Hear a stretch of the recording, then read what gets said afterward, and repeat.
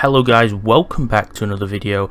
I am the Blue Crusader and you're watching Crusader Shorts. So recently, one of my recent videos actually peaked and blew up, and I did actually mention that in November and December specifically I would be making more videos on the new Star Wars film and the Star Wars game as well as Rebels. And now is the peak time for Star Wars, basically because the new film's coming out next month, Battlefront's going to come out soon, Rebels has already continued. With that spirit in mind, first of all I'm going to thank everybody who's subscribed recently. We were around 400 subscribers I think about 3 months ago. Now recently, in maybe 2 or 3 weeks, we've nearly blown up to nearly 700. We're currently around nearly 650, and that's pretty crazy for me because it's always been view counts being sort of decent, but the subscriber counts been rather low for quite a long time, and the fact that we've got loads of new people actually joining the subscriber base on the channel and being part of the videos is super awesome. So thanks for everyone who's engaging in the new videos and new content. I did post something around 2 weeks ago. Why is Luke Skywalker's necklace in the new film so important? So check that out if you haven't already. Today we're going to be talking about something really cool. If anyone's looking forward to the new Battlefront 2 game by EA,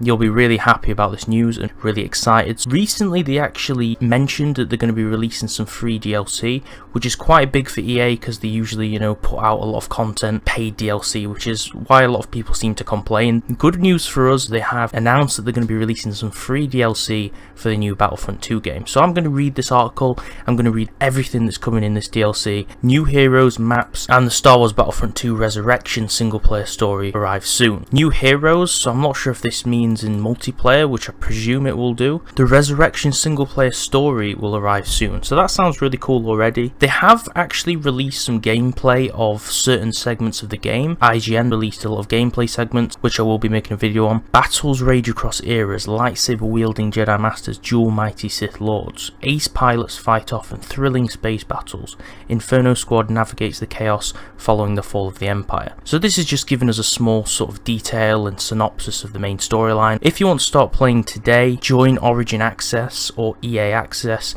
and take an early leap into the Star Wars galaxy with the Star Wars Battlefront 2 Play First trial. Enjoy gut-wrenching starfighter battles above 5 planets, lead spectacular ground assaults on 11 gorgeous worlds, and join Inferno Squad for the first section of the new single player campaign. Using the Play First trial, play Star Wars Battlefront 2 for up to 10 hours prior to the game's worldwide release, November the 17th. So it is coming soon, November the 17th, that's like 8 days away, and remember you can also pick up the Deluxe Edition and start playing early. I think the Deluxe Edition, as it says here, gets the game like 3 days early. I'm not sure if multiplayer unlocks during that time. I presume it will because pre-order bonuses are kind of a big thing in the gaming world. I presume people get a head start on multiplayer, perhaps that's just single player, I'm not really sure. This is just the beginning, so free content is coming in December with Star Wars Battlefront 2 The Last Jedi Season, bringing with it new heroes, maps, vehicles and more. We have a small poster here showing Captain Phasma, and it says choose a side, so December the 5th is going to be dropping. It all starts with choosing a side. On December the 5th you'll have an opportunity to align with the First Order or choose to fight with the Resistance. Your choice is important as it will allow you to take part in special challenges that will grant your faction specific rewards. It is very important depending which side you do choose. Things kick into high gear on the 13th. This is progressive stuff over a series of weeks throughout the whole month of December. I guess they're giving us snippets of content, which is pretty cool. Finn joins the fight for the Resistance and Captain Phasma steps onto the battlefront for the First Order. Finn and Phasma, if you've seen the trailer, there is some clips showing them fighting in the film, which is really cool. I'm looking forward to that. They can be purchased with the in-game credits that specific week. Whichever one of these factions you choose of the two is victorious in completing the most challenges in that week will net a reward as well. This reward is a crate of high power upgrades for each of the heroes. New locations and vehicles on the 13th. There'll be cinematic content from The Last Jedi, and that will continue with a new planetary map called Crate.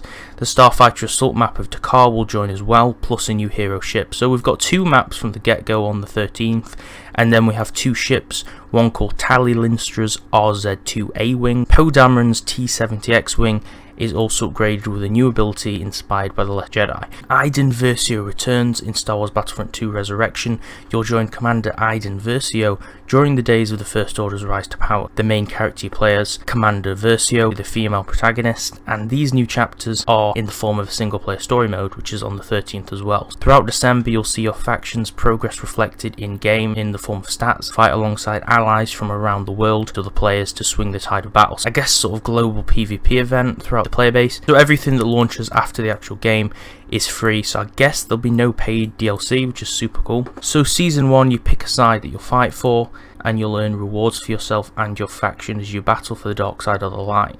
And then there's a series of weekend challenges, something called Blast Sunday, which sounds pretty cool. On the first week, you just pick a side, and then on the second week, things start to drop. Everything else here is on the 13th, apart from these last two. The Assault Map Crate, which we mentioned before, Snowy Map from the trailer, where we see all of the flares and all the red smoke coming out of the vehicles. We have a Starfighter Assault Map, which is just a space map called Dakar. The A-Wing and I think Poe Dameron's ship might come later because it doesn't mention it here. And the Resurrection single player campaign also drops on the 13th, as we said before. A few more daily challenges, weekly challenges, faction challenges. They continue from the 13th to the 15th. 17th is something called Galactic Assault Sunday, which sounds pretty interesting as well. Week 3, Ace Pilots of the New Republic and First Order. Prove your dogfighting skills as you fight for your side in Starfighter Assault to unlock more rewards. This third week is mainly based on the Starfighter and Space Map events and Starfighter Assault Sunday. So all these Sunday events, we have Blast Sunday